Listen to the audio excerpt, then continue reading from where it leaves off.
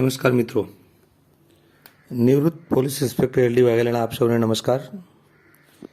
આજે આપણે નવા શબ્દોમાં શરીર સંબંધિત શબ્દો જોવાના છે, related to the human body. તેના શબ્દોમાં જોઈએ તો અપંગ, આપણો જે ગુજરાતી શબ્દ અપંગ છે એને ઇંગ્લિશમાં હેન્ડીકેપ, એના માટે બીજો શબ્દ વપરાય છે ક્રિપલ્ડ.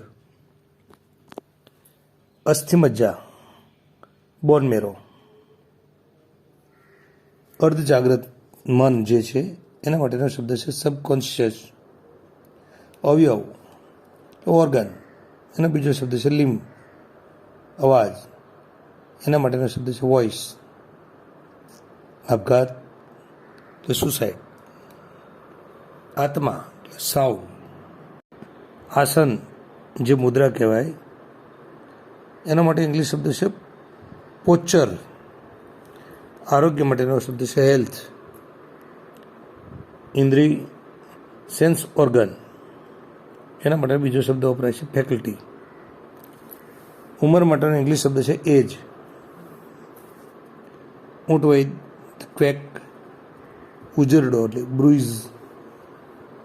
ઉચ્છ્વાસ, એક્ઝલેશન. ઉત્ક્રાંતિ, એના માટેનો શબ્દ છે ઇવોલ્યુશન. શરીરની જે ઊંચાઈ હોય એના માટેનો શબ્દ છે સ્ટેચર.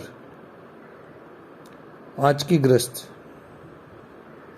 એનો ઇંગ્લિશ શબ્દ છે કન્વલ્સિવ. આંખને લગતું ઓપ્ટિકલ.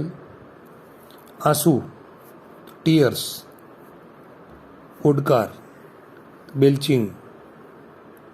કરચલી, રિંકલ. કરોડરજ્જુ તો સ્પાઇનલ કોર્ડ. કરોડના મણકા તો સ્પાઇન, એના માટેનો બીજો શબ્દ છે વર્ટેબ્રે. કફન, ખાપણ આપણે જે વાપરીએ છીએ એના માટેનો શબ્દ છે શ્રાઉડ. કઢંગી ચાલ તો સ્પ્રાલ. કાનને લગતું તો ઓરલ. કાયાકલ્પ તો રિજુવેનેશન. કુમારી, મેડનહુડ, એના માટે બીજો શબ્દ વપરાય છે વર્જિનિટી. ખાલી ચડવી, એના માટેનો ઇંગ્લિશ શબ્દ છે નમ્બનેશ.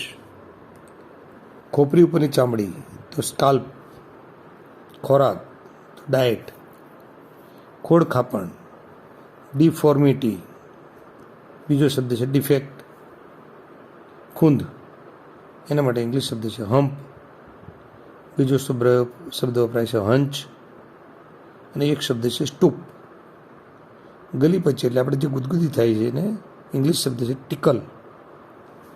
ગળા સંબંધિત તો વોકલ. બીજો શબ્દ છે ઓરલ.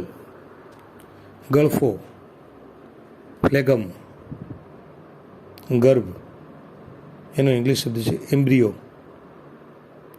બીજો શબ્દ વપરાય છે ફિટ્સ. જાયગોટ, ગર્ભાધાન.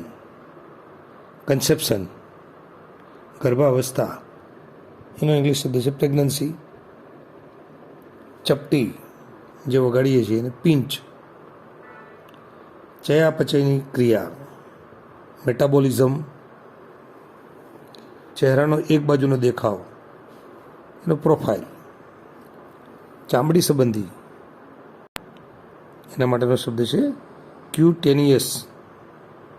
બીજો શબ્દ વપરાય છે ડર્મિક. ચામડી શરીરમાં રોપવી તો ગ્રાફ્ટિંગ. ચામડી, ત્વચા, સ્કિન. ચાલ જે ચાલવાની રીતભાત હોય એના માટેનો ઇંગ્લિશ શબ્દ છે ગેટ.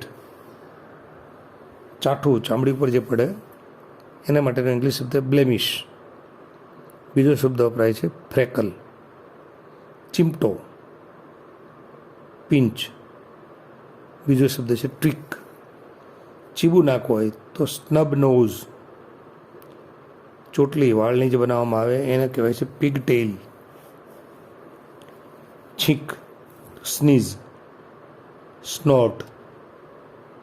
જનનેન્દ્રિય, એના માટેનો ઇંગ્લિશ શબ્દ છે રિપ્રોડક્ટિવ ઓર્ગન.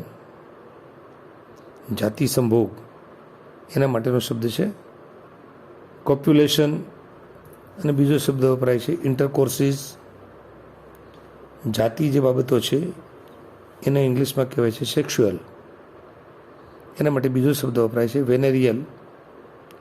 જીવશક્તિ સ્પિરિટ. જાડો બીજો શબ્દ છે દસ્ત, એનો ઇંગ્લિશ શબ્દ છે સ્ટૂલ. જોકું આપણે જે ઊંઘી જઈએ છીએ, વામકુક્ષી બપોરની કહીએ છીએ, એના માટેનો ઇંગ્લિશ શબ્દ છે નેપ. બીજો શબ્દ વપરાય છે સિએસ્ટા.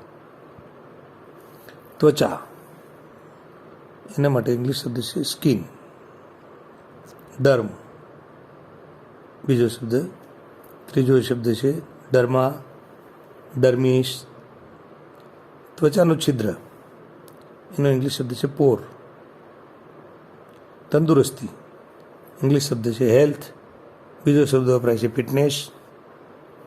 થોબિયા, કાન પાસે જે છે એ વિસ્કર્સ કહેવાય છે. થૂક.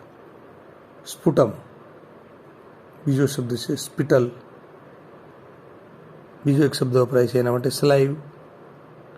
દફન, એના માટે ઇંગ્લિશ શબ્દ છે બેરિયલ. દાઢીની હજામત તો સેવિંગ.